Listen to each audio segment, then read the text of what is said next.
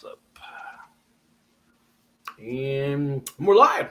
All right. Hey, this is Federal Prison Talk. My name is Sean, and I got a guy that we're going to talk to today who's got 13 days left or so, 12 days, and he'll wake up. He's got to go to prison, guys. He's got to do 13 years. And his name's Jon. See, now I hear myself echoing. All right, here. You got it. How about now? Yeah, Jon, you got to mute. You got to mute the other whatever. I just closed it all together. Give us a second, guys. You still hearing yourself? It's still echoing. All right, let me see. Oh, you know what? That was me. I had another screen on. My bad. You good now? Yeah, we're good. We're good. Cool, man. So, anyways, guys, I've kind of known Jon over the years. Like, I know you've been watching my channel. You've chatted with me. You've left emails. We've talked on the phone here and there. Yep. And now your day has come, man. Yeah. 2 years on pretrial. Yeah, it's living hell, man. If anybody doesn't know what pretrial is, a lot of states now have this no cash bail kind of thing. They let you get arrested and you get let out until you go to sentencing. And the Fed's been doing that for a long time. And it's a living hell, Jon. I mean, maybe you could start with there. I mean, because I'm sure people are going to know what your charges are. But you don't have to get into detail unless somebody comes in the chat room and wants to know, and that's up to you to answer. But I do know. I don't mind. Okay. So, I got charged and convicted with conspiracy to distribute anabolic steroids, amphetamines, and Xanax, and money laundering. Oh, wow. And the laundering. Oh, because you make the money now. How do I drive around in nice cars and without a job? There was a third charge of so they dropped the manufacturing. It was just actually conspiracy to distribute. So they ended up dropping my third charge with my plea deal. And then originally it was like 5-ish years or so for the 3 counts, and then I took a plea deal to drop the third count. But as you and I talked about, he kind of threw the book at me, gave me the 150. Yeah, guys, he took a plea deal for 5 years and he got 13. So let's talk about that.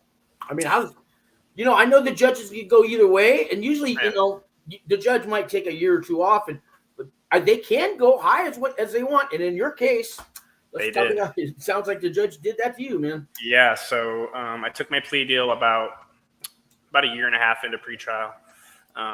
Signed a plea deal to drop my third count and take the minimums on both my counts to run concurrently, which would put me right around 5 years. Went to sentencing, did my proffer. I did my proffer 2.5 hours before sentencing, which is like my, where you sit down with the feds and you tell them what you're doing and everything. And taking accountability, responsibility. Yeah, exactly. Yeah. And I didn't cooperate against anyone else or anything like that. Yourself. You tell them yourself, basically. Yeah. I told them, how I did everything. And, they, qualified me for safety valve, which took 2 points off me. Luckily, otherwise I'd be doing 15. But when I got in front of the judge and so backtracking a little bit, the pre-sentencing interview that probation and parole does, they call you right in the middle of your pretrial. They do an interview with you, ask you literally everything that's happened to you in your life from the day you were born until the day you pick up the phone call. Question: first offense from Blues Chess. I have a violent misdemeanor from 2017, and I was on probation when I got raided by the FBI and DEA. So category 2 criminal. So they bumped me up a little bit. Man, I had a criminal 4, believe it or not, and I'd only been to jail for 30 days, but a lot of times. But that gave me a category 4. But my judge switched it all category 1, and that's how I got less time. So in your case, your judge fucked you. Yeah, my lawyer said that she had a client that was also from Oregon who got like wire fraud, and he gave her like 15 years, like because she's pretty sure that he's just like really against the West Coasters, like the heavily tattooed, folks. Well, what they pulled off in Oregon when they had that what was it? When they barricaded off the city and they had those 12 blocks or whatever. What was that? Yeah, in Portland. Yeah, in Portland. I mean, Portland's getting. Boy, I lived in San Francisco all my life. I thought they had a reputation, but Portland is right behind them, man. If not ahead. Let's see, there's another question in the chat. Yeah. Let's go. What do we got here? How did you get caught? So I like that question. So I didn't. Well, okay, I did get caught. So one person in my alleged organization had a package intercepted from him to its intended recipient. The postmaster, identified it as whatever. And I was going to say, you were mailing stuff out. Is that how it became federal? Yes. Okay. So I was using the U.S. postal system to send everything, which a lot of people do. You can get for $100 worth of drugs in their state, they can sell it for $500 in another state, and they use the mail service. Yeah. And so he got a package intercepted. The client, they did a controlled delivery on the client. Oh, really? What's a controlled delivery? Controlled delivery is where the police set up outside your house, and they have the postal worker deliver it to your house. They watch you on camera, and then you say, "Yep, this is mine," and you accept it, and then they raid you right on the spot. Wow. So they flipped him into a confidential informant. Yeah, I was gonna say he taught them how to locate the person he was purchasing from, and then once they identified him, they used what they learned about him to infiltrate what they would call our drug trafficking organization, and started to identify all the key players in the organization. Unfortunately, me being at what they considered the top of that organization. So I'm a little curious, when you send the drugs through the mail, I mean, what do you wrap it in coffee? How do you hide the scent? So like I said, I got convicted for anabolic steroids, and amphetamines and Xanax. Steroids, after they're capped up and vialed, don't have a smell. Okay. So you don't have to worry about any scent with that. And who uses steroids? Is that the stuff athletes use, and all that? Yeah, bodybuilders. Bodybuilders, yeah, sure. Yeah. Arnold Schwarzenegger, who never used them, yeah. It's legal for people who physically need it. I'm actually prescribed it as well. Okay. But that's just because I have used it for years, and now I actually have to take it. But excuse me. The amphetamines that were involved were actually counterfeit Adderall that I was buying off the dark net. And counterfeit Adderall, but did they still get a person high? Oh yeah. Well, I mean, they were just pressed meth pills. Okay. And then the Xanax was pressed Xanax that people were making on the dark web and sending out. So none of those had like a strong scent to them. But domestically speaking, as far as shipping is concerned, detection isn't really something you're usually worried about. That's like a customs thing. Really? Oh, not worried about it. If you're doing it overseas, is generally where we would be worried. And I never did anything overseas. I didn't. So what is it? Are they? Is it now? Do people have to worry? Are they changing their? I mean, it's definitely a possibility. They didn't really specify to me how they caught that guy and his package. So yeah, sure. They could be X-raying it. There's no telling. Like they've always got some new tactic to catch people. Yeah. Was there a mandatory minimum for Blue's Clues? Yeah, the Mando minimum, like I was telling you, it used to be 50 grams of any kind of class A, class C. I forget the class number letter, but it was 50 grams of, like, let's say cocaine or meth. You got 5 years for every 50 grams, which is about 2 ounces. And if you had a pound is 16 ounces. I mean, that's a lifetime in prison, basically. It's crazy. That's 8 times 5, that's 40 years for a pound. People are getting caught with a lot more than that. So, and now they're not doing that anymore, even though it's still in their guidelines. They can, but I don't know if they've taken it out. But in your case, Yeah, so what they did with my case is they took the completed weight of everything that I had. So the way the feds prosecute drug weight now is they convert everything to marijuana weight, and then they prosecute it based on the amount of weight you would have if it was marijuana. Wow. So I got charged with between 700 and 1,000 kilos of converted marijuana weight, which is what it would carry. They caught me with like 300 vials and collectively, like 1,000 pills. Nothing like crazy, but I'm glad to hear that you've reached that stage where you're admitting what you did. And Oh yeah. you know, I was probably like one of 3 people that were guilty in prison. Everybody else is innocent, right? But it takes it. You know, you've had the training over the last couple of years to prepare for your head. A lot of guys get to prison and in their head they're innocent. They've done nothing wrong. It's all the government's fault. And it takes, if you're going to live like that the rest of your life, man, you're still in prison even when you get out. If you're still thinking that, sometimes you just got to take that accountability. And I don't mean on paper for the feds, but you know, then you can move on. Man. Well, I mean, I've been working in a drug and alcohol rehabilitation facility for the last 2 years. So I went through I was court-ordered treatment when I got released from federal holding. And once I completed treatment, because I was using everything that I was selling, I ended up getting a job at the place I did my treatment at. Oh, really? Okay. Yeah. So I worked there for the last 2 years, and you know, I've embraced the recovery mindset for, you know, like a straight 2 years now. Like I've Narcaned to more people than I'd like to be able to count. Like it's, you know, I've been living full accountability for not only, you know, my addiction, my drug use, but like all the damage I did to my family and the people I sold to and stuff like that. Didn't you come on a couple of AA meetings that I go to online or something once? Mm-hmm. Was that you? Yep. Yeah, that's right. I remember that. Yeah. Yep, I do AA, and I actually hosted AA NA meetings at the place where I worked a couple times a week. So that was pretty cool as well. So I got to do a lot of recovery-based stuff for that as well. Yeah, you know, in San Francisco, in California, when you say host a meeting, they call it a secretary. And I came out here to New Mexico, and they have no clue what I'm talking about. Secretary? Yeah. No, we're facilitators. I go, facilitator? That's like a counselor. And so it's all, I guess it's different, you know, in different states, you know.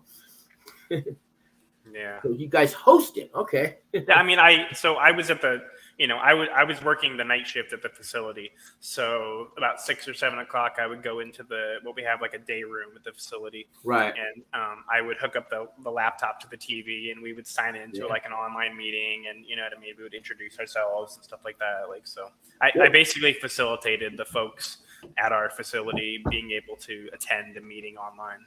Well, when you get to prison, I mean, there should be AA meetings at Terminal Island or NA meetings or something. I mean, it's a great support group.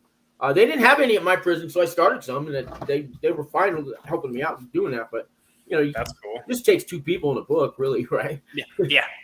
Just the will to change, right? Yeah, gotta be willing to change, man. You gotta want to change, at least, you know. Yeah, it sucks that, and I hate to say this, but like it was a super necessary change for me. Like it sucks that it happened this way. Like it sucks that, you know what I mean? I got my front door kicked down and a decade in prison to teach me that I was a drug addict. But yeah, I mean, 13 years. I mean, I know guys with way more charges than you, and the average is 5 to 8 years, really, somewhere around there. For you to get that's like an extra 5 the judges carved. Yeah, so I was in a conspiracy. I had 5 other co-defendants. 3 of them testified against me, which gave me an enhancement called leader organizer. Leader organizer basically adds 4 points onto your scale, which adds 4 years onto your charge. I had that 4 point. I had the leader, and they did that. I remember it was 4 points. Yeah. Yeah, it was. We got Carl with the thing here. Hi, Sean. Not sure if you have followed with the Dublin versus USA case. I have not. That's going on. Could change the mandatory minimum with aggravated identity theft, which was 2 years. Yeah, currently 2 year minimum. Is it going to change it higher or lower, Carl? Higher or lower, Carl? It's funny that he says that because my attorney told me here in the next couple of years, they're going to reclassify methamphetamines. Oh, are they? Yeah, she said it's coming really soon because fentanyl is such a big deal now. Meth isn't the top of the list. So she said, it's got down. It's not. Like crack's way down there now, and there was a time when that was the killer. Yeah. So she said I could expect a possible resentencing within a couple of years to take another year or 2 off and stuff like that. So yeah, I mean, I'll take whatever I can get at this point. You know what I mean? Depends. You know, if we get a president in there that can maybe make some changes. I mean, Well, I mean, that's where the First Step Act came from, was Trump. Trump did it, and Yeah. I voted for Trump twice, guys. So if you don't like that, you can always leave the channel. But I'm sorry, I'm not a big politics guy, but like I support. I got to go home 2 years early because of Trump. So Yeah, I'm looking forward to some of those First Step Act credits. Like, Yeah. it's kind of up in the air because one of the disqualifying things is leader organizer of a meth distribution ring, but it depends on the amount. So I'm still learning if I'm going to be eligible for First Step Act credits. Yeah. You know. Hey, I'll give Obama props too, because he went in there and got a lot of people released, and he did a little bit. He did a little bit of stuff too. So I'll give you props too. But the one we got now, I don't even know if he can wake up in time to. No, so bad. Quit sniffing children, bud. Like, it's painful. Yeah, the last two presidents were significantly more helpful. Yeah, true. So, have you seen? I've seen pictures of Terminal Island. I was looking at them today, and I didn't know it actually almost looks like an island. And it's Long Beach, California. It's San Pedro. So it's literally right off of the coast, where the shipping ports are. Like, I've talked to some folks that did some time there, and they said literally there's like ships coming in and out every day. You can see tourists waving at you and stuff while you're in the yard. You know what I mean? Yeah, like guys came over from Terminal Island up to my prison to do RDAP, and they were telling me the women will just lift up their shirts for you, and they'll wave to you, all that stuff. And I got my wife for that, but we'll see. I know, get a little peek there. Oh boy, gee, I'm standing here with 100 guys, Yeah. But so here's a comment or request. How did they pop you on the money laundering? The other defendants must have given them that. You think? So ironic. So I did my interview with so they brought in forensic IRS agents to talk to me, interview me, and decipher my finances. They told me I had the most sophisticated money laundering scheme they'd ever seen. Oh, do tell. You got my attention now. They said if the cartels operated the way that I did, they would never be able to track their money. Oh, and shit. it's so funny. I mean, I took my payments in cryptocurrencies. I converted that cryptocurrency into digital funds. And then I would. Isn't cryptocurrency digital funds in itself? So I would take cryptocurrency payments. I would convert them to things like PayPal, Cash App, Venmo. Okay, sure. And then I would deposit those funds into business accounts, and then I would clean that money with the business money that was already coming in. And then you couldn't tell the difference between what was profits and what was, money that I was laundering. So you could have just done that for a living. Yeah, and I mean, I was splitting up other places too, but like that was the gist of it. They got a hold of some of the Bitcoin addresses that I had been sending and receiving. So there was one client in specific, the one that became a confidential informant. He gave them access to his Bitcoin wallet, which had addresses that I had been sending and receiving to. I used burnable addresses constantly, but that still gave them something tangible to sink their teeth into. And that gave them, they started figuring out where I was exchanging my Bitcoin into other currencies. And then they got access to my PayPal account, and then they got a warrant for my bank accounts, my business bank accounts. Right. I had that happen with business bank accounts, but I didn't know they could access. People are thinking, at least I always thought your Cash App card, your Green Dot Money card, all that. I always thought nobody could really get into that, but they got into my emails, my bank accounts, everything. Wow. So that's that money system. Now they're onto that. Whoever, right? Yeah, and they took every penny from me. Every penny, huh? Every penny, yeah. And there's no protection, no insurance that will cover you even if the government takes your money, huh? No, because I mean they consider it ill-gotten gains. Yeah, they can consider what they want, but in my book, it was my money they took, and that happened to me too, and I want it back. God damn it! Yeah. Because I thought FDIC insured and all this stuff up to $1 million. Well, from legitimate purposes. Yeah. You know what I mean? But and then they drained my bank accounts, and then the bank accounts contacted me and said, "Hey, we're cutting ties with you. We're closing your account." You know what I mean? Yeah. Let's see. No, I know they were checking. Let's see if I had storage units in my name, safe deposit boxes, anything. I did have storage units in my name, and they found out about them. I didn't have any currently. It was just like I was stashing tools and random shit, and that's one of the things they asked me during my interview. They were like, "How many other storage units do you have, and where are they at?" I was like, "I don't have any others. Like, I just have the one or two, actually." But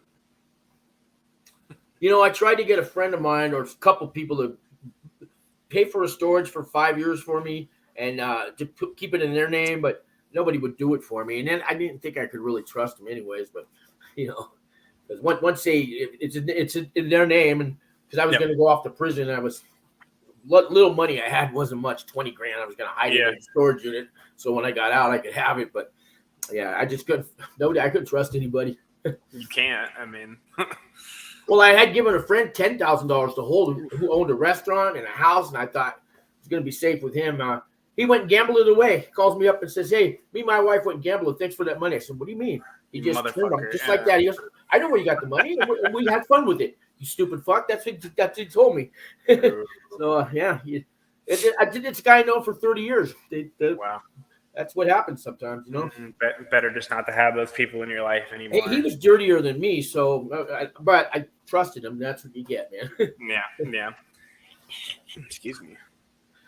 We got here. So how about a brick cocaine charge worst? Huh? He's asking if a brick of cocaine would have been a worse charge. Oh, well, cocaine used to be. It used to be. That First Step Act, another thing Trump did do, guys, so you could get 25 years for let's say, a pound of crack. And if you had a pound of powder cocaine, you'd get 5 years. Well, Trump fixed all that, so now everybody gets to 5 years. That is actually the biggest impact that the First Step Act had. And that's why a lot of people got let go because of that. So instead of 25 years, now they only got to do 5. And I've already been here for like 12 years. You're going home. Yeah. That was probably the most important thing that First Step Act actually covered. Not just the getting off early stuff. But I wasn't aware until, I got rated and got into the federal system that he actually did quite a bit for federal prisoners and the laws and stuff like that. So Right. Yeah, I'm hoping he gets another term and he puts some other laws into place that help me even more. well, now they're taking the fentanyl, I know. If you got straight fentanyl as opposed to something cut with fentanyl, you're going to get like 3 times, the sentence for fentanyl. It's kind of like the crack cocaine thing. It's I know. Yeah, it's crazy. Like I said, working at the facility that I worked at, when I started in 2021, we had about 10% fentanyl clients. When I ended my career about a month ago, about 90% fentanyl. Ooh. So in a 2-year period, wow, it's not just the cut. People aren't getting heroin cut with fentanyl. Yeah. Everyone is doing straight fentanyl now. Like they're seeking it out.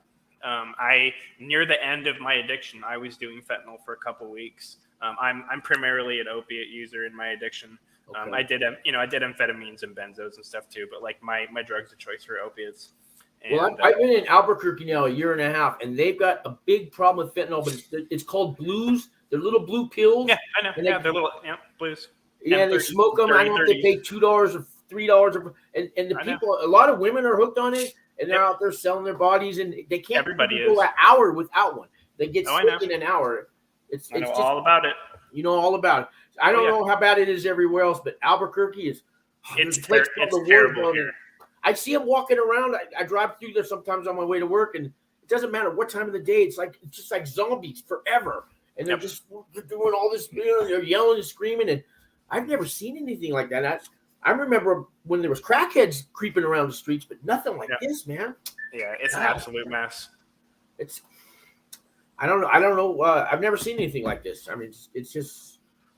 It's happening in a lot of the cities, and so they got the blues in Oregon too. Then, huh? Oh yeah, it's really bad here, and they have the fentanyl powder now too. So it's not even like pressed pills; it's just straight fentanyl powder. Wow. Yeah, so Let me say good evening to Kathy out there, Kathy Whittington. Hello, thanks for coming in. She's got a question or something underneath here. What's this one say? I'm so excited. I'm flying out Friday to see my husband for the first time in 14 years. Nice. Wow. Hope and pray that they don't call lockdown. Yeah, I hope they don't do lockdown. Sometimes they'll still let you see your visitor on lockdown. Is he in a camp? Kathy, I don't know what kind of prison he's in. Penitentiary, low, medium camp. The rules kind of get a little, they're a little easier on you. The lower level you go down. I think in the penitentiaries, I don't know if they can actually touch each other in visiting rooms, but I know in the lows and even the mediums, you can kiss them when they get there and kiss them when they leave, and you can hold their hand sometimes depending on the guard. Yeah. I've been reading about all that kind of stuff, letting my wife 14 know years. what she's in for. Yeah. So you stayed with your husband 14 years, and I won't ask you if Florence, you were. Colorado. I won't ask you if you were faithful, but that's a long time to wait for somebody. He's in high security, Florence, Colorado. Oh, you're already down there. Oh yeah, I'm just reading. Oh, high security. I was in Florence. I wonder if he was in the ADX Supermax. Let's see. Let me get to that. Florence, Colorado. Well, there's a penitentiary, a medium, a camp, and the ADX Supermax. So wow. It's a complex. That's where I did my time at. So at Florence, good old Florence. Kathy, you give me some hope because my wife has got to wait. You know what I mean? A good 9+ years for me, and there's always those people out there that are telling you, oh, your wife's not going to wait for you and this and that. So it's nice to see somebody like you. Well, I had a selling Michael. He did 8 years, right? I mean, he did 8 years. I think he had a longer sentence, but she waited for him for 8 years. But he called her all the time. He wrote her letters. Yeah. He did everything he could, and she waited for. But that's not normal. Usually, I hate to say it, if you're doing 5 years or more, she may come back. She may be there when you get out in 5 years, but she hasn't been faithful. You know what I mean? Yeah, and my wife and I have been together for 11 years. We have 2 kids. You know what I mean? Like our whole life is ingrained. Like I'm pretty positive she's gonna stick it out for me. You know what I mean? Like she's awesome. Like every time I've been to jail, anything I've ever been through, like she's always been there for me. So here's to hoping. Can I get a little personal and ask you something? Yeah, please. Does your wife does she get high, or is she in recovery, or does she just normie, or? Yeah, doesn't use drugs or anything. Okay. She, when she was younger, she dabbled in drugs, like 18, stuff like that. But we're in our late 30s now. Okay. She doesn't get high or anything. She's not involved in any crime. She does nails for a living. Like she's just a normal person. You know what I mean? Then your odds go way up that she's going to be there for you. I hate to say it, but if she's in that drug world, you know how it is. Oh yeah, no, I'm a realist, man. Okay, no, that's good. That's good. Let's see. Stefan's got a comment. Yeah. Sorry, I'm just reading it. You go jump ahead. We'll put it up there. Let's see. You have to give her the opportunity to live her own life while you're away, but you have to communicate with her whether it's email or call. Yes, I definitely have given her complete reins to live her life how she sees fit while I'm gone. We're kind of a unique, kooky couple. You know what I mean? We're weird. We're heavily tattooed and kind of metalheads and stuff. So like. She has a lot more opportunity than your normal husband-wife opportunity, thing. So yeah, I'm definitely gonna let her live her life and seek her own joy and that's good. I mean that's probably the best attitude, and to be realistic, you have to. Like I was talking about earlier on the phone, when we go to prison, we did it to them. Yeah. That's how our family. We made all the choices. Doesn't matter. Hey. I was just giving Joe a ride. I didn't know he had a pound of dope on.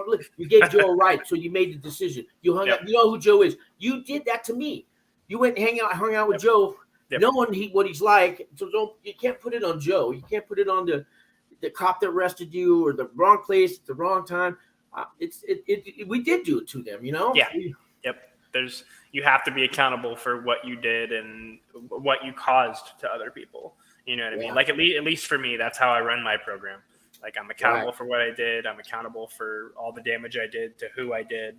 And a judge said something to me. It wasn't my judge, but it was a different judge that I was talking to. He said, John, your mentality needs to be, instead of swinging the bat and hitting a baseball that breaks a window and then coming to my door and apologizing. He's like, when I find out my window's broken, I already want you to be there sweeping it up. Oh, wow. And I was like, that's that's solid. You know what I mean? That's really good advice. He's like, you need to just be accountable, to get ahead of the game. Don't sit behind and apologize every time you make a mistake. He's like, you fuck up, you get in front of it. Well, that's part of those 12 steps, making an Yep. amends is not an apology. Yeah, they've heard that 100 times. Yeah. I did that. I did my 12, and then I went back through, and on my second round on making amends, I did a lot more. I went and visited a lot of people that I hurt, you know what I mean? Mostly my friends, people that I had treated very poorly when I was in my addiction, and just apologized to them. I was like, man, I'm sorry for being such a piece of shit to you. Like, Well, the three most common words that an addict you hear out of an addict's mouth, I know, but are the most two common words is I'm sorry, right? And the first one is who? who? I don't know that guy. Yeah. Oh my gosh. No, here's you know what the difference between a drug addict and an alcoholic is? So if you got $20, an alcoholic, he might steal that $20 from you and go buy alcohol and everything. The drug addict, he'll steal that $20 from you. He'll spend all day helping you look for it. Yep. It's 100% true, man. Yeah. Oh my gosh. I've done a lot of research on the facility that I'm going to. Okay. Like I was telling you, there's a lot of older folks. It's a level 3 medical facility. So there's a lot of, from what I read, there's a lot of like 60 plus, a lot of seniors and stuff. Well, the average age in federal prison is around 40 anyways. Is it? Okay. So a lot of older dudes about my age. I'll be 39 on the 7th, so I get to spend my last birthday free, or my 39th birthday. You'll be 39. So let's get you. You'll be home before your 50th, but 48 if I do 9 years. Yeah. So a year for RDAP and a year of halfway house, just being optimistic.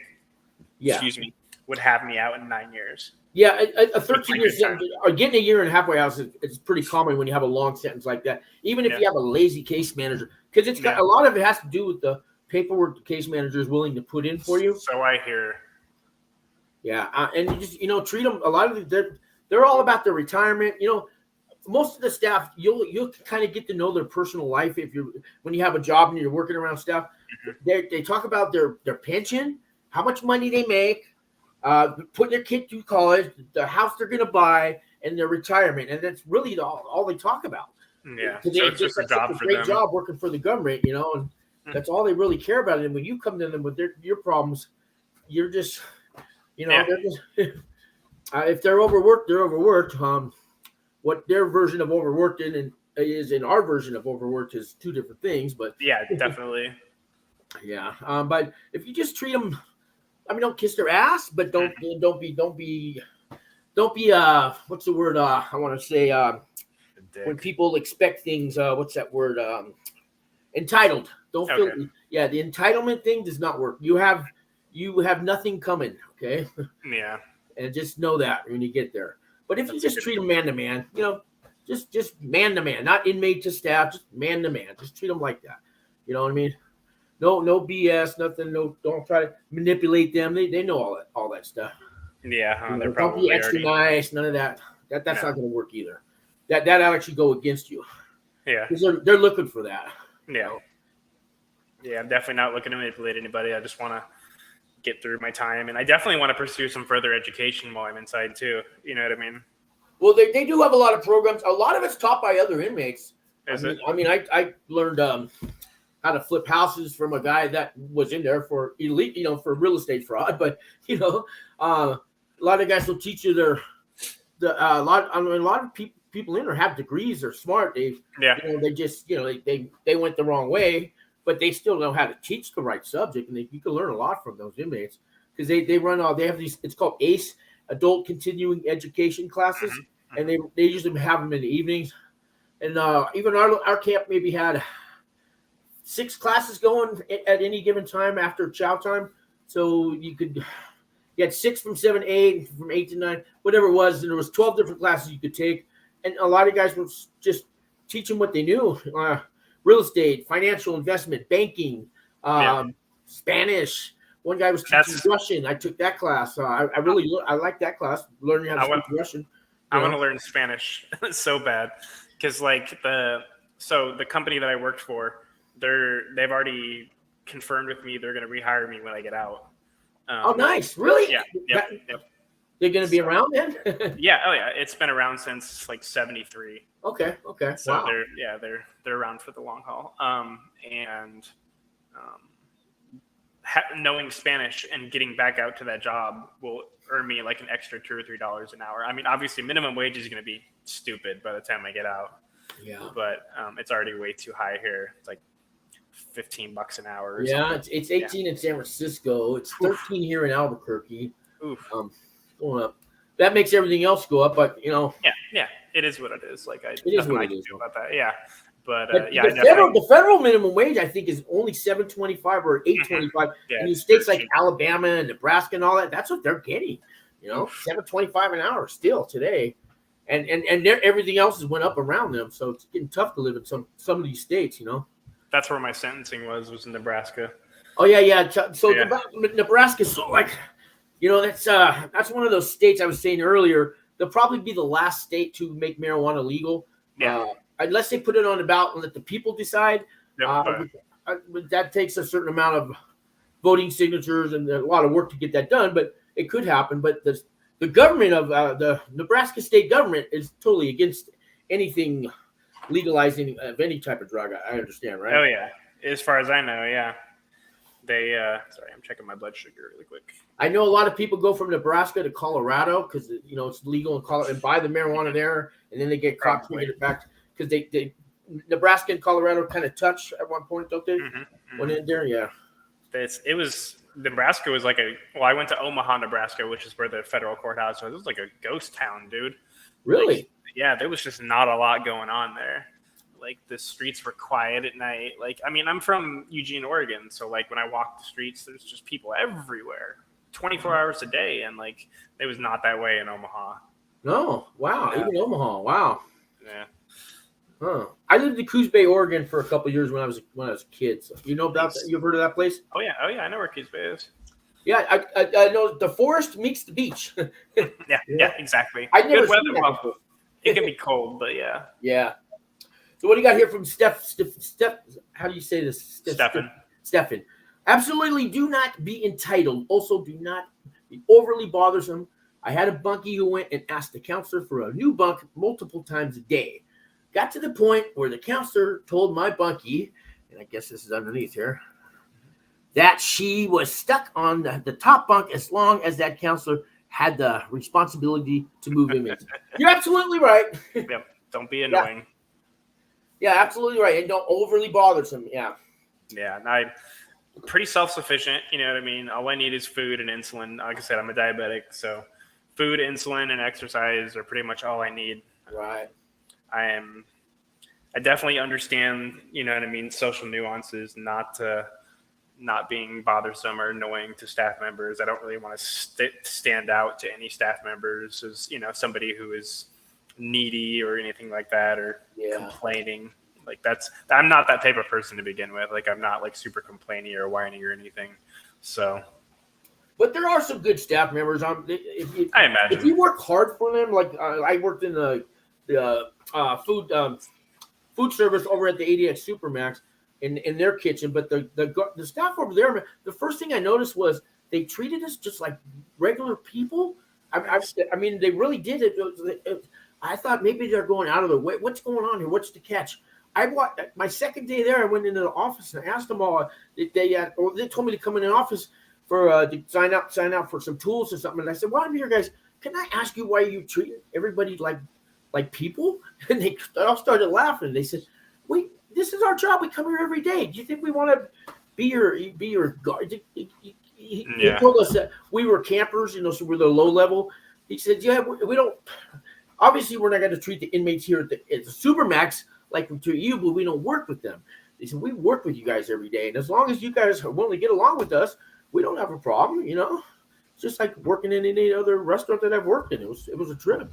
So they'll do certain things for you if you let you go home earlier, go to your visit because you have to work that day. Can I have the day off? I have a visit, something like that. They'll allow stuff like that. They're not going to bring you in contraband or nothing like that. Yeah, no. I don't, like I said, I'm not trying to make any waves, especially anything that gets me any more time. Like, Yeah. just trying to, I'm curious about my, Hey, Wesley. let's see. I was just saying hi to Wesley, but go on. Sorry. Let's see. Well, this guy is comment about working hard. I'm curious about like what kind of job I'm going to get. Cause I have a ton of food service experience, unfortunately. Like I've worked in kitchens almost my whole life. And I do not want to work food service when I get there. You know what I mean? You'll start off washing dishes or scraping I can trays. do that. I can do that. Yeah, I mean, once in a while they have a position open for a cook, and you're new there, so you're probably not going to get a good position. No, yeah. You can work in education, recreation. You can do that. You can do. They may have auto shop there. They may have, solar energy. I think they have it's a furniture reconditioning thing. So they have Unicore there. Is that Unicore? That I don't know.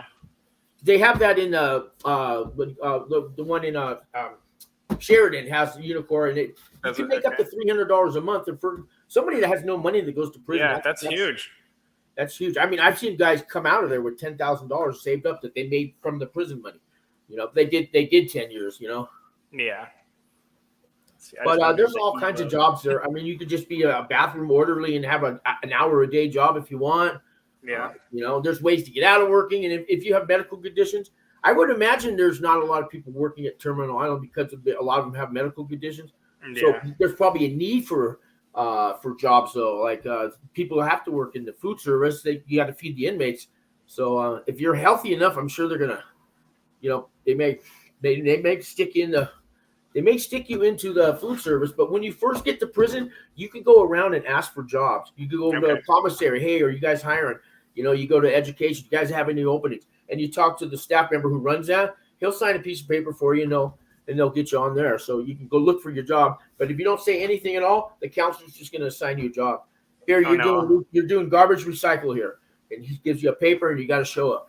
Damn. You can put in for a transfer after like 90 days, but you got to go do that job, working garbage, whatever it is they gave you, I definitely would like to work with my brain, you know what I mean, if I'm able to, because that's where I excel. But if I have to work with my hands, I obviously will. Education always needs people. Needs people. They use inmates to teach GED classes, believe it or not. So, and that's a requirement in the feds to have your GED while you're doing your time. Yeah, so, I heard I actually have to bring in a copy of it. I don't know if that's true. Well, or a high school diploma. And I have my GED. It's been like, I don't know, 21 years, almost 22 years since I got it. So I have no idea where it's at. Well, I graduated my last year of high school in Ireland, and I didn't have any paperwork from Ireland, but they wouldn't accept that. They told me it's got to be an American education. So I had to take my GED there. I mean, I don't mind. I didn't have a problem taking the GED. Hey, and they give you $25 when you get it. So. Oh, nice. I mean, it helps, I'll take that. Let's see. Yeah. Let's catch up on some comments here. Yeah, Kathy said something. Last one I was at was Carrie. Oh, Carrie. Hey, Carrie. Hi, Carrie. Thank you. I have known John for several years. Oh, you doing that? Yeah, it's a friend of mine. Okay. All right. Yeah, she lives here in the same city that I live. I actually worked with her for a couple of years. Carrie, write him letters. They're like gold there. Of course, money and all that stuff's great but the letters, I mean, I still have my letters, right? I came home with a box. Those letters, I get to hold them and touch them. You take the time to grab a pen, find a piece of paper, a stamp. Do I have an envelope? How many people normally have that stuff around? And then they just get to clear their mind and think about you and write you that letter. So when I get that letter, man, it means the world to me. Yeah. So I'm just telling you. And write them back the same way, John. Write letters back. I must have wrote 25 letters a week to people. Wow. And sometimes I wouldn't get a letter back for 4 or 5 or 6 months. And when I got it back, though, they apologized that they hadn't wrote to me, but they always said I read every letter because they have a busy life, and I get it. Oh, yeah. I get it. But the fact that they even wrote me back once was just like, man, meant the world to me, Yeah, it's definitely going to keep my spirits up. Yeah. We got, let's see, Carl saying that is insane, 13 years. Yeah, it is, man. I wish you could call a mistrial and have to do it over. Or you can't. I mean, it's done, right? Yeah. He did not like me at all. Like, Yeah, I mean, I was going to ask you about sentencing day, like any advice for people, but maybe what not to do. Do you think it's something that you could have not done to have the judge not give you that harsh sentence? Honestly, I did everything that I've learned from everyone. I got involved in the recovery community. I spent all my time volunteering. I made amends for my crimes. I got tons of I got character references from very important people with significant qualifications. My charges and the judge believing that I was the leader of this conspiracy is what screwed me the most. So that it didn't matter who wrote you a letter for what. He didn't care. And so when he, so I gave my speech. I addressed. Yeah, did you practice on that beforehand? Oh yeah. And I had many people read it, including my attorney. Okay. And she was like, "This is gold." Did you speak from the heart that day? I did. I was crying while I was talking to him. Like, it was rough for me. You know what I mean? And so you did everything in your power to let the judge know you're a human being with feelings and emotions, and I'm sorry for what I did. And I understand the impact that I've created against other people, and like I'm ashamed that I even was involved in this, and that what I mean, I'm trying to do my best to fix that broken window, and what I mean, just everything. And so before he sentenced me, he said, I've taken into consideration what you've said. I've taken into consideration the letters that you've gotten from people, your work in the community, so forth and so on. He was like, I am going to vary, but only slightly. So the guidelines had me up to 256 months. Oh. Yeah. The guidelines had me between 109 and something wild. But you took a plea deal now. We didn't talk about that, did we? Yeah.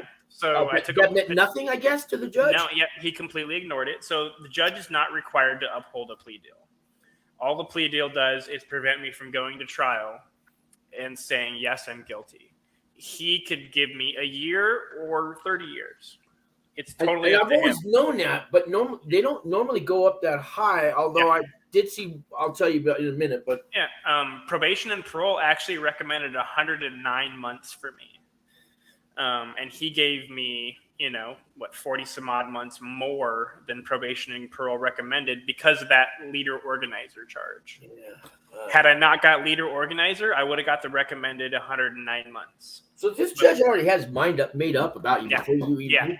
Yeah. Because really, when you go on that sentencing day, that's really the first time you get to actually talk to the judge. All the other times you're in there just nodding your head, yes or no, sir, to your preliminary trials. But you don't really. He doesn't know you. They don't know you from Adam. They just know what they see in their pre-sentence report. What prosecution tells them. I don't know what they talk about at the bar when they're having their drinks, because they do. I've been a bartender at golf courses, and I've seen them come in and they talk about their cases, but it's over. Well, I'll buy the next round, but I'm not giving that guy 2 years. Well, unless you give me 18 on Jimmy over there. Okay, well, you still you let the other guy walk, and it's all about the rounds of drinks. And it was pathetic, man. It's kind of obscene. It's kind of obscene the way that all works. We're just numbers to them, Yeah, that's the way I felt too when I was there. So I was the 5th out of 6 person to be sentenced in my case. Really, because usually the leadership, which I had to go last. Yep. Because they said I had to have more time than anyone else. They didn't do that for you then, huh? No. So first person got probation. Really? Second person got 4 years. Third and fourth person got 6 years. Let's see. The next person, fifth or sixth, I don't remember, got 7 years. The guy above that got 8 years. So 1, 2, 3, 4, 5. Okay, and me being 6. So probation 4 months, 6 years, 7 years, 8 years, and then 13 years. The guy who got 8 years is who I would consider the leader and organizer. And they took him into custody immediately. That was another thing, too. The district attorney recommended that they do not allow me to self-surrender because he considered me a fight risk because I had 13 years. Wow. That was the only grace that the judge paid me. Really? He was like, I am going to allow you to self-surrender. He's like, but if you mess up pretrial, he's like, I will send marshals to come get you Well, at yeah, your we house. know that. Yeah. Yeah, I was like, I know, dude. I'm not messing nothing up. Like, I'm not creating more problems than I already have. Like, I'm not stupid. I just made bad choices. So I'll let you have 2 more months of freedom, but I'm going to give you 5 more or 10 more years of, not. Yeah, not going to do that. So he did let me self-surrender, even though the district attorney was like, do not let him. We asked that you take him into custody today. He's had 2 years to prepare for this. Let's lock him down right now. And my attorney was like, Judge, he's a diabetic. Like, you guys are not, capable of, giving him insulin and food every 3 hours on the plane. Like, and so he was like, all right, I'm going to let you self-surrender. And then I got the phone call Monday at 8 o'clock in the morning from the marshals in, Big Springs, Texas or something, where they do the classification, wherever that's at. Right. Somewhere in Texas. And they were like, all right, Terminal Island, April 11th. Grand Prairie, Texas. Grand Prairie. There you go. I mean, they were nice enough. You know what I mean? Well, whatever you do, show up at the prison. Do not turn yourself into the marshals. No, I'm going straight to the prison. I've had a couple people that had called me, last year or two. There was one guy. He goes, it's like 1,000 miles from here. I don't have a way to get there. I'm just going to go to the marshal. I said, don't go to the marshal. He only had a year and a day to do. He never made it to a prison. He did his whole time in a detention center. No. I told you so, but the bus never came to pick him up. And if it comes to pick you up, you're stopping at every little prison there. You're locked. You're shackled on the bus. Using the bathroom, I heard not today, guy. If you get on that Con airplane, I mean, it's I've seen they treated slaves in ancient Rome better than they do the Con Air people. I've heard the same let me thing. catch up on some comments here. Did I miss? I didn't really read this. What Stephen? So Stephanie's I worked landscaping, and we had a pond where I was at one day. Turn on me. One day. Sorry, my eyes are going out. One day, the CO, who was our supervisor, brought in fishing poles and took us up and spent the afternoon fishing. Wow. Okay. That'd be cool. Yeah. I was doing I did tax fraud is kind of why I went there. And one day, the guy had just got a car.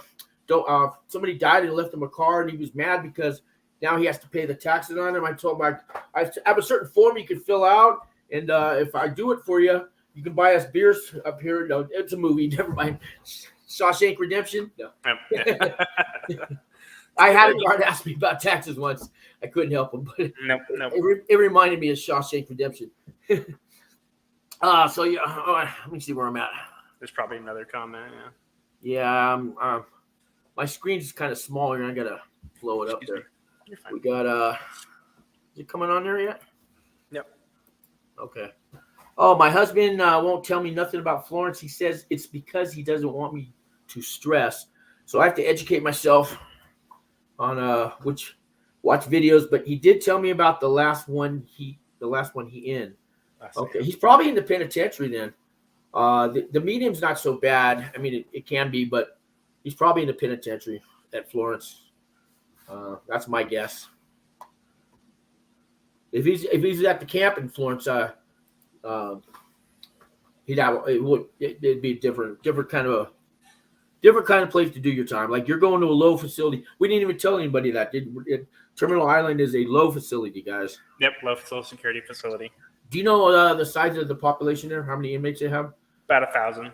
1,000. Do you know that's good because then they have a lot of money to spend and on programs, and the food will be better because they get more money to spend. So you don't. It's supposed to. A lot of it's supposed to go towards the inmates, but some of it will, and you'll see it. The good thing is that there's lots of activities and programs. When you have 1,000 inmates, you have everything available to you. If you're into music, like I was, they have big giant music rooms with pianos and saxophones and electric guitars and microphones, and you could just. We had a rock band.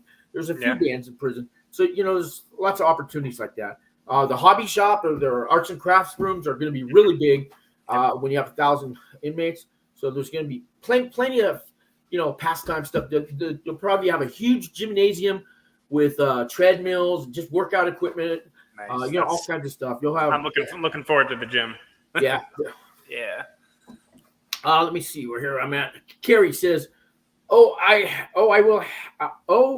have a brother who just got out after 12 years? I will be writing him letters for sure. Yeah, please do. Please write him letters. Please write him letters. I've been self-addressing letters with stamps on them for the last couple days. Oh, really? Yeah. Okay. Yeah.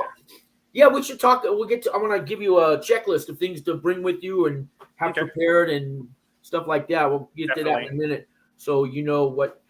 One thing is, if you don't do it, the things I'll suggest is like they're just in case things. Because what if you get to prison? Like I always suggest, make a list of everybody's email address, their phone number, their address, right, to take with you. But mail yourself one like the day before you go in. Okay. And if you have somebody else that can hold one, it just have to mail it to me in 3 days. Okay. What if none of that? They sent your mail back because you weren't registered in the system yet. That prison doesn't allow you to bring anything in because of COVID. Now that third letter came, but what if you didn't have the third letter coming? Now you can't even contact nobody because you can't remember all their phone numbers, their emails, and stuff. So they're just in case. Because once you get there, you're they're not going to let you go back home for a minute. No, I just got to grab something. No, it's not going to happen. That reminds me of something I was actually going to ask you. Putting money on your commissary. I know most of that goes through either Western Union, MoneyGram, or a postal money order. You do money order. Money orders are going to take about 2 weeks for you to get the money, though. And it says U.S. postal money orders are same day. Does no? Yeah. They send those. They send those to an outlet like a special prison address that's like a bank, and then that bank takes. So it'll be on your. It'll be on your account, but it won't be available to you until it clears. If that makes any sense. I was told I could bring cash with me, and I could put it on my books. I wouldn't bring more than $500 though. Oh no, I don't have more than $500. Okay. But yeah, I figured I'd bring a couple $100 with me and put it on my books right when I get there, so I can buy they're good at that. They don't steal your money. A local jail might, but not the feds. Well, I need a padlock and some soap and Snickers. Shower shoes is my number one item on the list to buy. Yeah, padlocks and hygiene stuff. Always get your hygiene stuff. Definitely. And then get your coffee and your Snickers and all that stuff too. But you think about a radio because there's a TV room, but it's only certain hours and sometimes there's only so many chairs. I heard a watch is a pretty good thing to get too. I would have thought that's the last thing I want in prison. I don't want to know what time it is until it's time for me to go home. But no, you'll need it. You'll need it. A lot of the guys I've been talking to say that you want to get up before the rest of the camp gets up, so that you have the opportunity to use the bathroom and stuff in the morning without 35 guys. It's not that bad. We had a range of 16. We had 32 people in each range, but each we all had our own bathroom, and we had 4 showers, 2 toilets, 8 sinks, and 2 urinals, and that's for every range. It was fine. You got to think there's going to be about 300 people in my dorm. But not everybody gets up at the same time, and they work, and they sleep in, and not everybody goes to breakfast. You'll be surprised. About half the population go to breakfast. Okay. A lot of guys just buy it off commissary. They sell cereal and powdered milk on commissary and all kinds of stuff, donuts. But a lot of people don't eat. There's guys who never go to the chow hall ever. They just live off commissary and what they buy from. You'll see every night people come by with vegetables and chicken and all this stuff they stole out of the kitchen. Some people live on that, and they got money for that, Nice, yeah. Yeah. So I'm going to catch up here. Carl said murders get less. That's true. Yeah, that's true. All kinds of crimes I've seen get less time than me. Yeah. Wow. Yeah, that's just not right, man. I agree. And you're working at rehab, and I know you're in recovery because we've done some meetings and all. We've talked. Yep. That should be enough to tell the judge, look, the judge should say, well, for the last couple of years, this guy's turned everything around. Yep. Maybe he's not going to commit a crime. Maybe he will, but I don't have to be that hard on him. Fuck, I don't know what's with this judge, Yeah, my attorney said he is very. So she said I actually got the better of 2 judges. That the other judge has the nickname Butcher. Ooh. And she said that judge is known for giving maximum guidelines and taking people into custody immediately. Wow. But she said my judge is known for always seeking justice and thinking everyone needs to be punished. But I mean, based on the guidelines, he split the baby. You know what I mean? He gave me 13 out of 25. Like, so plea deals are pretty much an insult to him, I guess. Completely useless. Yeah. The only thing that a plea deal did for me was not send me to trial. And you know how trial works for the feds. Yeah. They destroy you. So, if every judge was like that, people would stop taking plea deals, and then the courts would be overwhelmed with trials. But maybe I've been told if every person who ever gets arrested took everything to trial, I don't care if it's just running a red light to whatever it is, everybody took it to trial, we'd shut down the whole justice system in one day. Yep. I wish we could get them to do that. I agree. Same thing if everybody wanted to take their money out of the bank in one day too, we'd shut down the whole economy. Yep. So us as a people have the power to do something, but we, that's another channel. Let me get in these ones here. My husband won't tell me. Oh, we read that one. Read that one. Carrie, we read that one. Yep. Okay, let me see where I'm at here. Did I miss Carrie? I have a brother. Let's see, we're here. Right there. Okay. So make sure your PSR notes. PSR states probation. Confirm your educator. Let's see what I have a master's, but I can't see this. I can't read. Can you read it? So he says, make sure your PSR states probation confirmed your education. I have a master's, but in my PSR it says waiting for confirmation. They made me sign up for your GED until I got transcripts sent in. So he got a master's degree, but they made him sign up for GED classes, which I've heard they're going to do for me as well. Yeah, but just look at it. It's a refresher course on. It's basically math and English stuff. Yeah, I do find in that. I mean, it's good. It's good for brain practice. You know what I mean? Yeah. I'm sure I'll get plenty of math practice in there. You'll be surprised at some of the math you forgot, because it's a lot of stuff I learned in high school, and I forgot. I always got A's in algebra, but for some reason it wasn't coming back to me. It did eventually. I had to do studying actually. Terminal Island has controlled movement. So yeah. I'm not looking forward to that. So that'll be one place that I'll use math constantly. Yeah. So control movement. If anybody doesn't know out there, I wasn't in prison that had that, but it's every hour you can move to a different building, a different section, to the yard, to the church, to the chapel, to wherever it is you want to go. They ring a bell, I think 10 minutes to the hour, and you got 10 minutes to get to the next place you want to be at. And once you get there, you can't leave there until the next bell. So it's like that. She says USP. That was my guess, Kathy. Yeah. I don't know the difference. I know it's USP Florence High. High. A high is a a high is a USP, a penitentiary high. So it goes like this: you have minimum security, you have low security, you have medium security, and you have high. 1, 2, 3, 4. A minimum is a camp. Satellite camp is a camp. A minimum satellite camp is a camp. There's a adjacent satellite camp that's all camps. If it says minimum, it's not a low security. You're going to a low security, John, which is not a minimum. Some people, gets a little confusing sometimes. Yep. Yeah, I wanted to go to a camp. Let's see. Well, you'll get there. They'll send you to a camp. Yeah. I said, once they calculate your good time, they're going to give you a new release date, and it'll be whatever 9 years from now. Then now a lot of times they'll take that and send you to a camp. That'd be handy. I would enjoy that. That happens a lot. So. Let's see, I can read Stefan's next comment if you want, or Steven. Yeah, read them for me because I can't see right now. My eyes are going out. Let's see. He says, ask around the unit. You might be able to find a watch, shoes, I assume, radio, etc., secondhand. So basically, he's saying I can buy stuff from the inmates, which is funny because the handbook tells you don't buy anything from the inmates. You're not even allowed to give something to another inmate. Really. Yeah.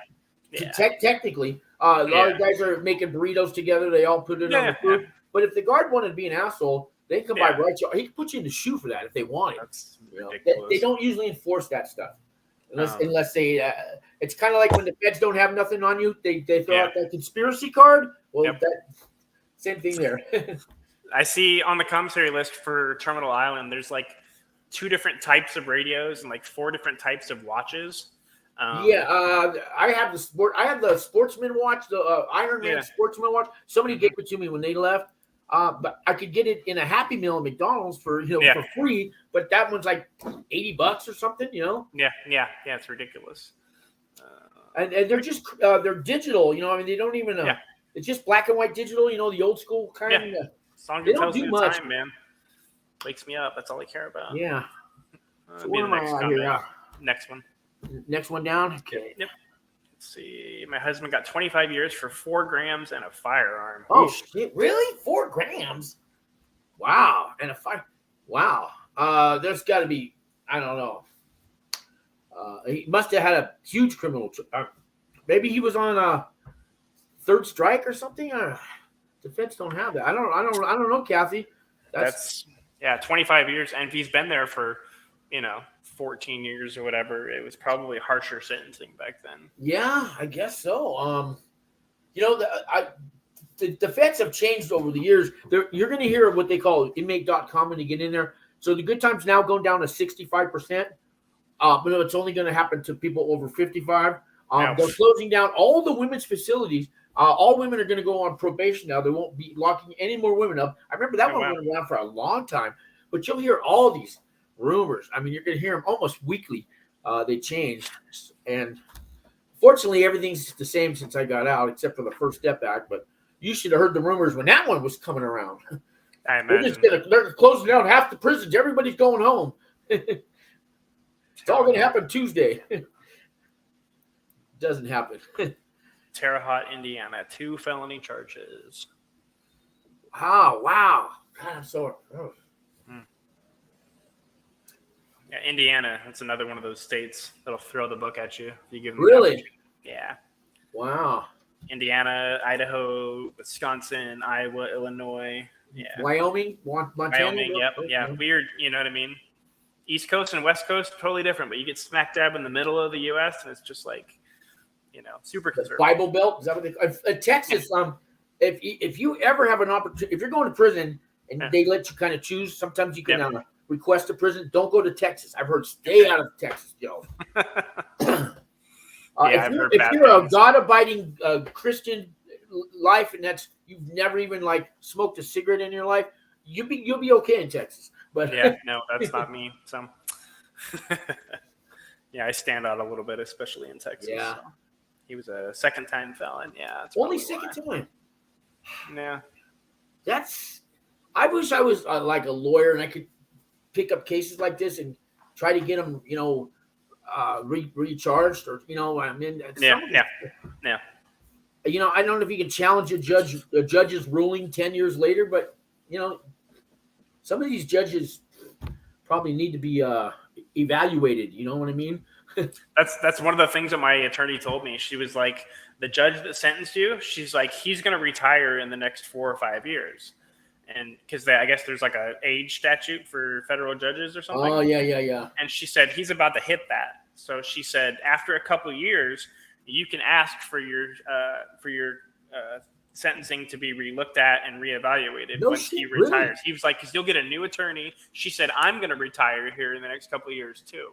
Really? So she said, you'll have a new attorney and a new judge. She said, if you're smart, you'll request a resentencing from your new judge. Yes, do that. And show him how good you've been doing while you've been inside. I said, yeah, I'll be doing that. Okay. I didn't know that. Wow. I got to remember that. That's great. Yeah, I've been hanging on to everything, man. Everything everyone's told me, it's like a steel trap up here. Well, I know what's a person when you get hired, when you become a judge in any type of federal government, you basically can't. It's hard. I don't think they ever get fired on. They basically have a job for life. Sometimes if there's a scandal involved, they may step down, but nothing happens to them. But you know what I mean? All they do is step down. That's it. Yeah, that's stupid. I think it'll be they ought to have terms. It'll 2 years. Just like terms. Presidents. Yeah, something like that. Yep, 100% agree. But the people that run the government, we don't get to vote for. So no, that happens behind the scenes. I know. We don't get to vote for the presidential advisors. I'd rather vote for them than the president. To tell you the truth. But anyway, I don't even mean to throw my politics in there. Oh no, it's fine. I think we're in So similar maybe we'll talk clinics, about things to go over on, things to yeah. get ready to prepare for. If you have any medications, prescriptions, the Hmm. prescription bottles, bring the bottles. I plan I, on it. have the bottles empty because anything you got, they're going to throw out. It doesn't matter if it's sealed and it just came from the pharmacy. They Really? won't allow that in there because Oh, they have their own pharmacy on premises. okay. Yeah, the feds have their own pharmacy, so they make their own generic versions of whatever you're on prescriptions Taking. are, and they try to come close. If they don't have your specific one, Hmm. they're going to give you the next closest thing. Makes sense. Yeah, but like I said, if you have non-narcotic prescription, they let you keep that in your locker. Okay, You cool. don't have to stand in line for pill call Yeah, for all that. I got a lot of those. Now, where I was at the camp, they were they'd let people bring in their shoes. I didn't even notice till I got there. I just had some cheap Walmart shoes on because I knew once you get there, you have a choice: either have your clothes mailed back home, or they donate it. They say they donate. I don't know what they mean, who they donate it to, but basically, you're not gonna whatever you're wearing when you get there. Yeah. They're gonna take it from you. Even I'm your just gonna wear underwear. I'm just gonna wear sweatpants and a shirt. You know what I mean? You keep, I am too. Yeah, anything. They're not gonna let you keep that in the prison though. No, They're gonna no. tell you to buy that on commissary. Yeah, I'm not gonna show up wearing like my nicest pair of pants Yeah, and stuff. don't You know do what I that. mean? My oldest son is almost the same size as me, so I'm gonna let him wear most of my clothes. When you get close to your release day, you can have your family mail you some clothes and they'll give you those clothes when they book you out. Nice. That's a long way away, I know. But Yeah. Oh yeah. what time do you have to turn yourself into? What time did it say? So they did not give me a time. They just said April 11th. Really? The marshal that I talked to on the phone said he was sending me something in the mail that it went out. Let's see. He called me on Monday, the 27th. So I should get it in the next day or two. And he said that will have all the information that I need as to where and when and everything. So, you know what I mean? It could be 8 in the morning. It could be 2 p.m. I don't know. I'm flying down. It's usually 12 or 1 or something like that. But here's I'm the flying deal. down there. If you show up late, let's just say mine was 1:00, but I showed up at 10:30 morning because I was told that by Walt Pavlo, who used to have shows on here, but now he's teaching. Walt did 10 years for money laundering and stuff like that. Now he teaches criminology courses at Boston University. Anyways, he told me get there around 10:30. Get there early because they're going to switch shifts in the afternoon, and you could be stuck in the shoe that night because you decided to wait till the last minute at 1:00. They're changing shifts. They're going to have you sit there till 2 or 3 o'clock, and then they still got to book you in. And now, pretty much at 4:00, the main staff goes home, so they're going to throw you in a shoe overnight. That's what I heard too.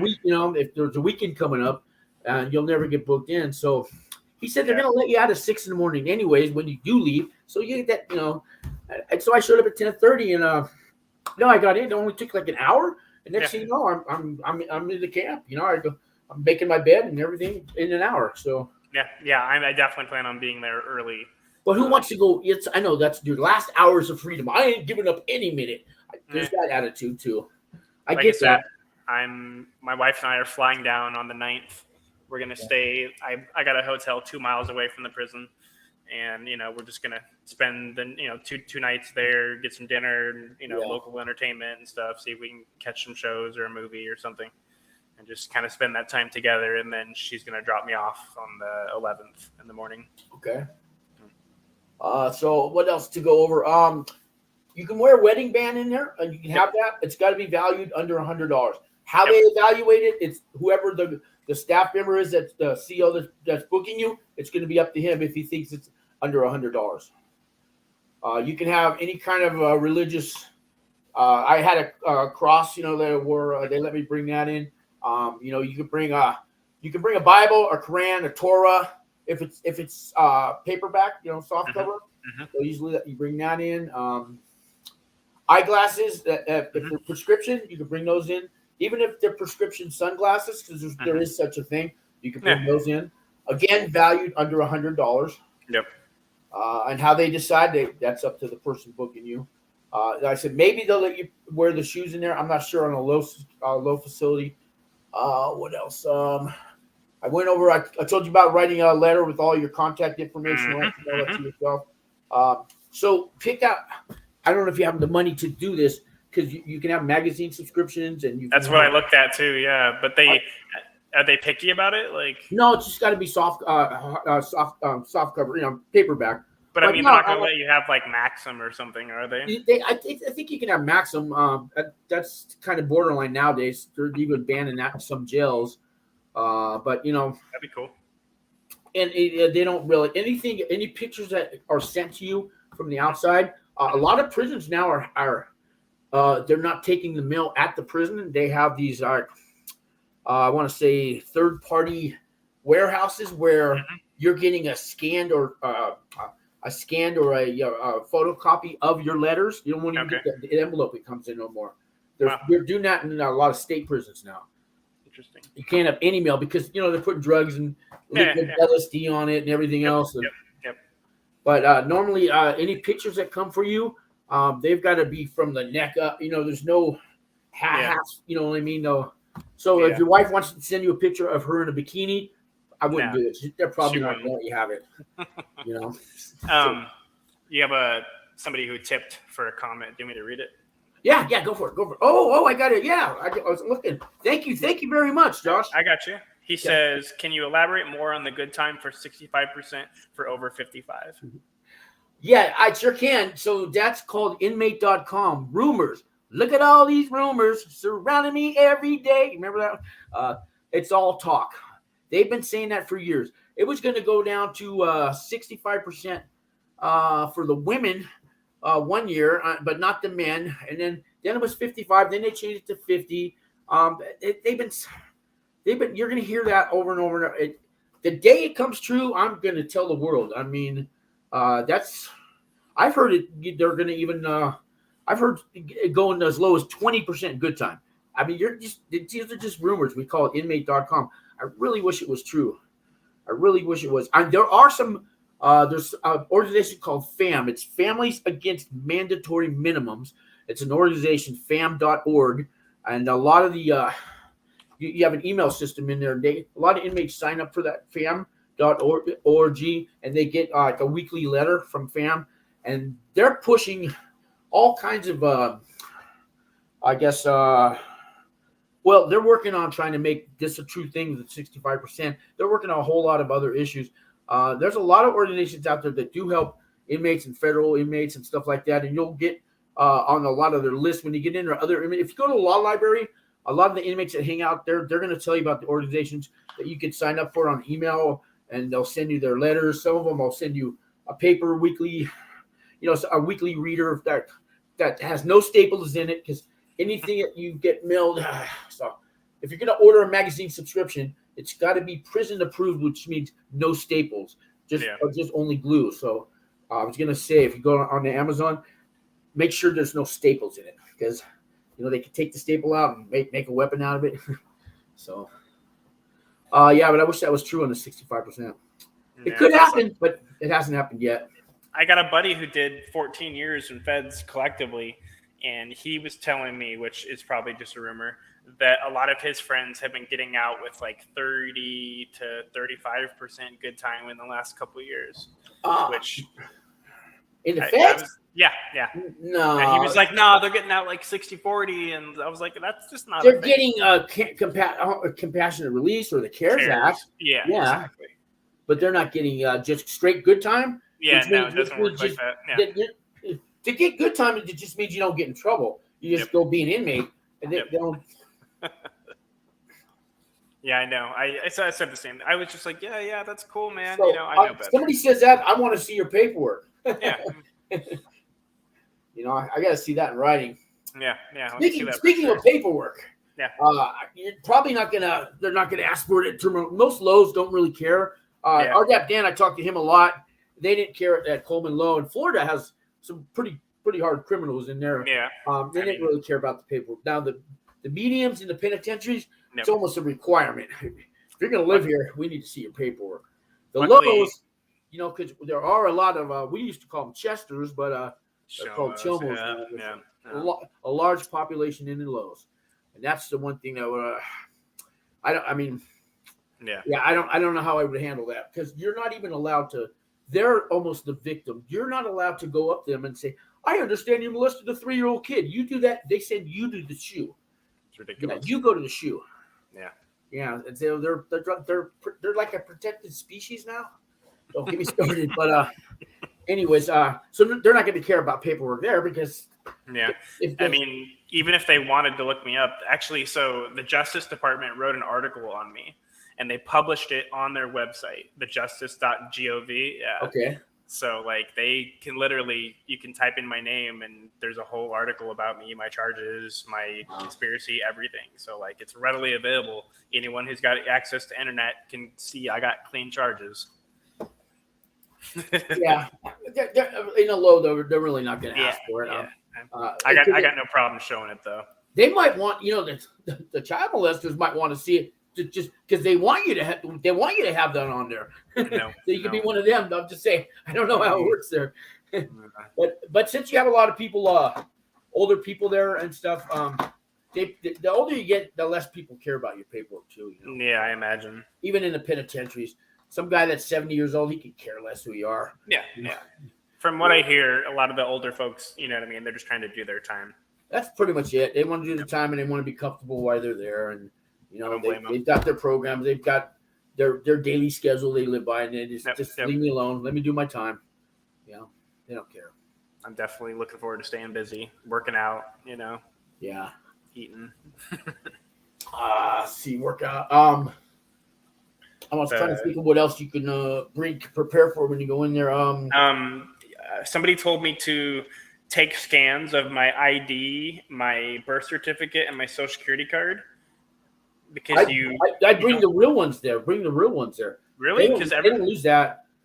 Because I've heard that they will lose them when they transfer you around facilities. No, I mean, not even that. I've never seen. I haven't personally. A lot of people transferred to Florence because we were one of the few places that had RDEP at a camp. So I met a lot of transfers. Nobody ever said that got lost there.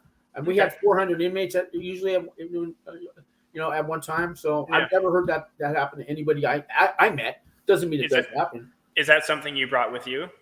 Yeah, I brought everything. Except my birth certificate, I didn't have the real one. I didn't have the real one, but I had a copy of one. Okay. But I was even able to renew my driver's license in prison. Oh, wow. There's a form where California lets you do it by mail. So I wonder. Oh, and I'll be in California, but my license is in Oregon, so I'm not sure how that. Oregon may have the same rule. There were certain stipulations. You can only do that like once every 8 years. Oh, sorry. Once every 8 years, you can do that. So you can't do it because it's every 4 years you renew your license. So you can't do it twice. But you have to. Let me see. You've had what else was the requirements? Well, you got to send them a check, so you got to have somebody on the outside write you a check to them. Yeah. Basically, that was it. It was really easy. I just filled out the form. Took about maybe a month, and the new ID came. They don't let you have it though when you keep that. But they let me hold it for a second to look at it. Like here it is. Now we're taking it. If you weren't doing, if you're only doing like 2 years, I would tell you go to the DMV today and just ask for a duplicate one. So because that way it'll renew it for 4 more years. Yeah. You're not doing. You're doing a little more before. So yeah. Let's see. I can't see if you have any more comments yet. Yeah. Well, we've been talking a while. It's about an hour and 20 minutes. Oh, an hour and 20. And I know you got 11, 12 days left, man. I don't want to keep you too much longer. Why don't I just let you say some final words, some advice to people out there? And remember, this video, YouTube's going to own it after this. So when you get out, this video is going to be here for you to look up. I don't own it anymore. I gave the rights away to YouTube. So it'll be there for you to look up in 9 years, okay? That'll be cool. You might want to watch this, Gosh, closing thoughts. Just, you know what I mean? It never pays to get involved in anything drug related. Everyone's got their opinions on using drugs. Everyone's got their opinions on, smoking weed and drinking and whatever the case may be. But like, it never pays to get involved in anything related to selling drugs, trading drugs, buying, manufacturing. any of that higher level crime, they're always going to catch you eventually. Like there's a saying in the recovery community, there are no elderly drug addicts. There are, but like those people don't live. Like they're either in prison or they're dead. And you know what I mean? In my case, like I've been getting high every day since I was 13, you know what I mean? And I've just been sober for the last 2 years, but all my activity really came to bite me in the ass. So they're always going to catch you, especially the feds. Those motherfuckers, they installed a camera a block away from my house and watched me. Yeah. It was in my paperwork that they, you know what I mean? They've been watching me. They went through my trash. Like they put a GPS tracker on my car, like literally everything. Like, so, you know, if you think that white van is in your neighborhood's a Fed, it's probably a Fed. Yeah, there was cars watching me. I found out later, and it was true. My phone was tapped. They were watching me on my computer through my camera. They knew everything I was doing. There was an owl whose head spun. It was on a tree in a neighbor's house in the back there. That was a camera I found out. Yeah, so it's all. It's ridiculous, but yeah, you know what I mean. Like I got a lot of family and friends supporting me. I got my coworkers. Like I have a huge support network of people, but I expect a lot of those people to fall off. You know what I mean. After the first couple of years, I really only expect my wife and my kids and my mom. And like 1 or 2 friends that I've known for 20 plus years to really be there when I get out. And it's going to be a trip. You know what I mean? I'm going to be in my late 40s. Like I'm going to be in different shape. Like I'm going to look different. The world's going to be different. So, you know what I mean? Like I don't know. I appreciate the opportunity coming on here. Like for the past 2 years, I've wanted to do this, but I had to wait until I got convicted. I know. I think I asked you a couple times in the past.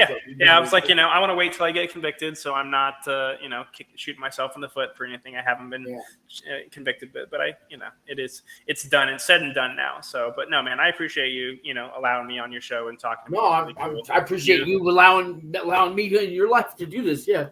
Absolutely, man. And I have your phone number and stuff. I'll keep in touch. Keep my email. Email me or when you get there. Yeah, I'll shoot you a text after this, and I'll make sure that I have your email address and stuff. So here's the thing: you don't get internet in prison. You get the email thing, but you don't get internet. Yeah, they have. Let's say you want to look something up on Google, right? And your wife, don't call me, email me, and I'll send you it back. I'll copy and paste it. I'll send it to you in your email. Anything you want to look up on Google, but you don't get pictures. You only get text. So that's all I can send you. But I could take a photo. I could take a screenshot of something, put it in a letter, and send it to you. However you want to do it. But I will definitely utilize you. So I appreciate you, man. Yeah, you're gonna be surprised how many times you go. Oh, I wish I had a computer to look this up. Then you call me, man. I'd be like, hey, Sean, I need this, bud. Hit me up. Yeah, you get 500 free minutes too right now on phones right now still. So. Do you still? Yeah, still. I don't know how long they're going to keep it, but it's still happening right now because I got a phone call yesterday from somebody. And they said they were still calling for free? They were calling on the free minutes, yeah. How good is that? Because I thought there was a maximum of 300 minutes a month that you could There was, but now they've raised it to 500 and they're free. Oh, snap. I'm going to utilize I'll use that as long as I can get it.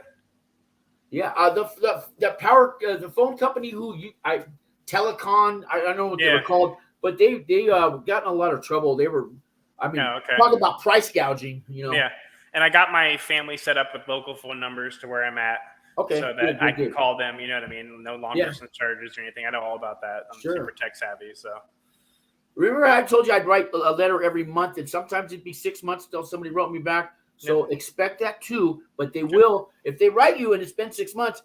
Take that as a big deal, okay?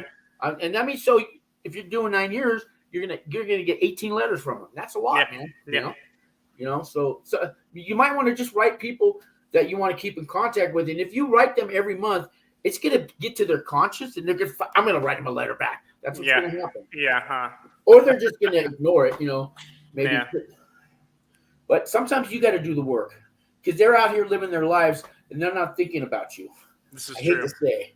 No, even it's your wife a reality. is going to have days where she doesn't even think about you. Doesn't mean she don't love you. Yep. You know what I mean? Yeah, no, I'm a realist. You know what I mean? I don't, make anything up in my head about how things are going to be. It's going to be bad, and people are going to continue living their lives out here while I'm inside. You know what I mean? Like, I hate to say this, but you're not part of their lives anymore. No. I hate to say that. No, it's real. It's real. Not until I get out. And but now I think now you've learned your lesson and you haven't even went to prison. Oh, yeah. It's too bad Oh, they yeah. don't. Too bad that's not enough. They go, okay, well now you can stay home. Doesn't work that way. Isn't that ridiculous? Yeah, I've The done feds a do believe in punishment. They do. They're all about, hey, we want you to get your life together and never do it again, but we got to punish you. You know, is this a great country or what? Yeah. I tell everybody this is a blip on my radar. You know what I mean? Like, yeah, it's going to be a chunk of time, but when it's done and I'm out and I'm off supervised release and all that stuff, I'm not breaking any other laws. We're moving out of state. We're getting some farmland. We're living a nice, quiet life. You know what I mean? Like, I'm just going to live my days out and take care of my animals and love my wife. That sounds nice, man. Sounds nice. That's exactly what I plan to do. Like, get some farmland and just retire. Yeah. I like it. I like it. Well, John, I'm going to wish you the best. Now, give me a call before these 11, 12 days are up, and I definitely will. Goodbye call and any questions that pop in your head before this happens, and anything I can do for you. I really appreciate you coming on today, John. Okay. I appreciate the opportunity, man, and I'll definitely give you a call here in the next couple of days. Okay. You have a good night, man. Thanks again. Later on, brother.